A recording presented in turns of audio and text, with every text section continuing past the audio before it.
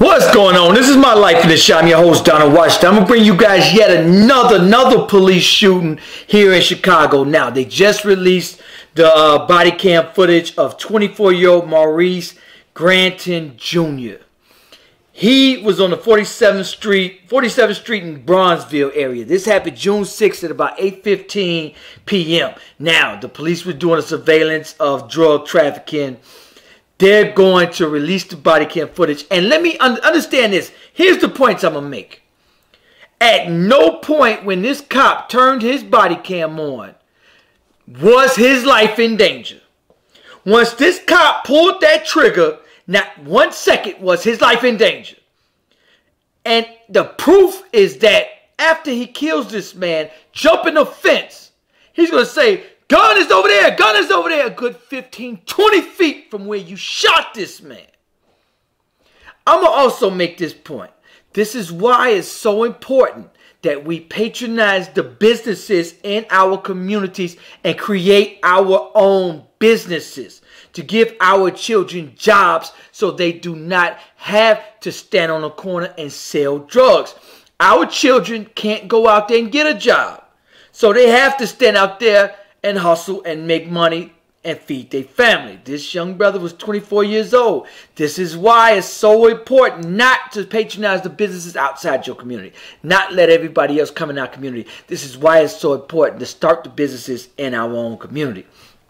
Now, once this police shooting happened, they released just the gun to the family. Here it is. There go the gun right there. That's what your son had. He deserved to die. But you're going to see him jumping the fence with both hands on the fence. Back turned when this cop opened fire. How was your life in danger? How was your life in danger? That's why, young men, if you're watching this, it is not even worth running from the police anymore. You just got to take that charge. And these young brothers out here selling weed, they out here getting rich out in California, legalizing it. We gonna make it illegal for y'all. We gonna make it legal for y'all. Get rich, illegal so we can chase. That's why it's more profit. This is why marijuana is not illegal yet. Because it's more profitable to shoot, kill, and arrest these young men out on these streets. This is My Life in the Shop.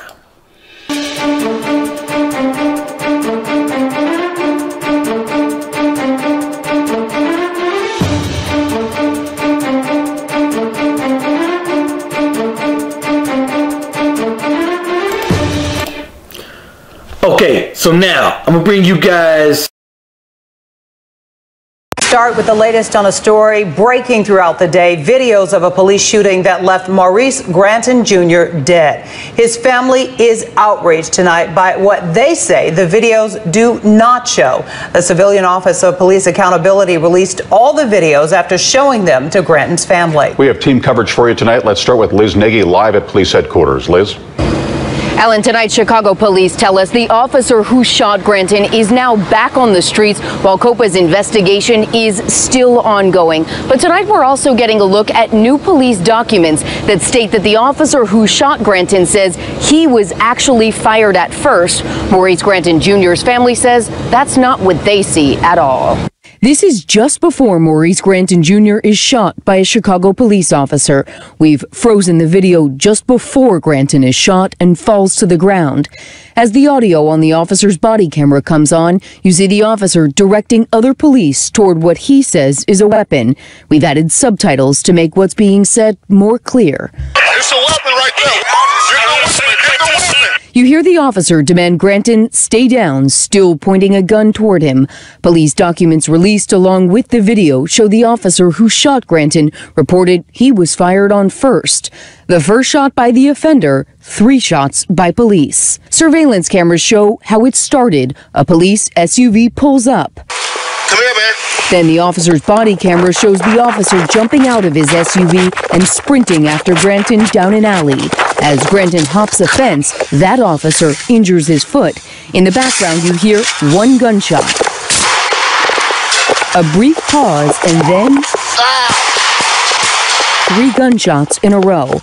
It's not clear in the video where the shots come from. Body camera footage from the officer who shot Granton shows officers walking toward what appears to be a weapon in the field behind where Granton was shot. The night of this shooting, June 6th, police released this photo of what they say is a gun recovered at the scene. CPD says the gun was Maurice Granton's.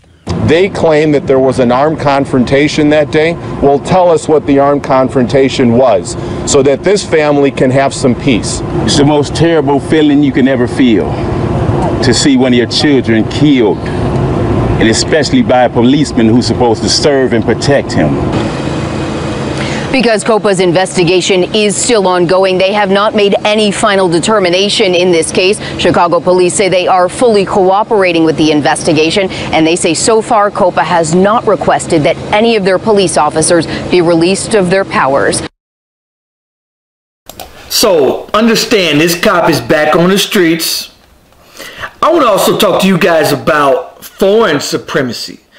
On my Life in the Shots Facebook page, I'm getting from any and everybody else, forget them animals, dogs, animals, from everywhere, from everyone else. Here it is, we out here marching and doing everything for everyone else, and what do we see? Everyone else is totally against us. In this shooting, you can see where the officer walked good 15, 20 feet away. If you knew that the gun was way over there and your suspect is way over there, your suspect, both his hands are on a fence, how, when you open fire, how is a trained officer by law sworn to protect and serve his community even remotely in danger? Also, let's talk about this. We have to worry about our own officers. We got it bad every which way around. We got to worry about everybody outside our community, everyone that don't look like us against us. And I mean everyone. Here it is. Trump trying to build a wall. We fighting against it. But guess who's fighting against us?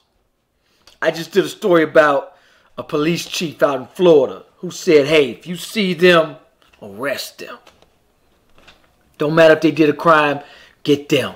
Don't get nobody else but them, so we can have our stats. So if you try to become an officer, they're not going to be. This is why the police training test, they make sure you never broke a law a day in your life. That eliminates most of us. Because once you grow up in poverty, you've more than likely to stole a Snicker. Then did something. Then they also got a psychological test. Would you arrest your mother if she was speeding? Yes? Okay. Yes, okay, we want you. No, but we have to understand. And then we against our own officers, the ones that they handpicked and do finally become officers. They even against us. We got it bad every way which round. There's no doubt about that. So this is why it's more important for our children and for us to raise our children correctly. 2, to patronize the businesses in our communities that live in the community, that shop in the community, that invest in the community, and that hire within the community. So our young brothers and sisters will have jobs and don't need to be out there on these streets. This is another young brother, only 24 years old. They're saying he had, I think, 2 children. A lot of people out here in the comments, oh, he was a thug, he deserved to die. That's what they think about our children. But they don't think about their own children when they out there thugging, doing this, that, and the other. Do they deserve to die too? You know what I'm saying? We didn't all been there. We don't have businesses in our communities. We don't have opportunities like everybody else has in there. We can't just go to the corner store and get a job. A lot of our young brothers and sisters are lost in this system of systematic oppression. And this is what happens. But does this... Don't get me wrong, he shouldn't have been out there selling drugs. Don't get me wrong. And young men and brothers and sisters, we must teach our children correctly to get up off these streets. And we as the elders have to pave a way for them young brothers. We can't leave them no jobs, no nothing, and expect them to make it. We can't. We must provide a way, guidance, and a way out for these young children so that they can have a way out. Keep them in school. Keep them off them streets, because we see we're being hunted and hunted down. And if you keep our children on the streets, that's exactly what's going to happen to them. And there's another police shooting I'm going to do after this one. And it's a target on our back. But I'm mad at us also. One of my homegirls, she has her own school, independent school for our children. She teaches her children at 5, 6 years old. She teaches K through 6th grade. She's teaching them entrepreneurship. She had them set up a candy stand with candy, food, stuff they're selling as children. She set them up and she released a video yesterday. Nobody shared it. Here it is, we crying, complaining about we won't change, but not willing to do nothing. We want it already to be done instead of working hard to do it. We want it to be done already. So even if you couldn't make it out there to help her, at least share the video so somebody else can see. And if it's a fight, if it's children fighting, we'll share that video.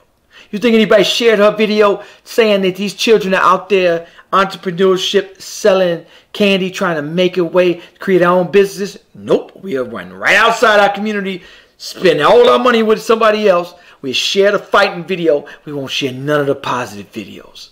We too busy.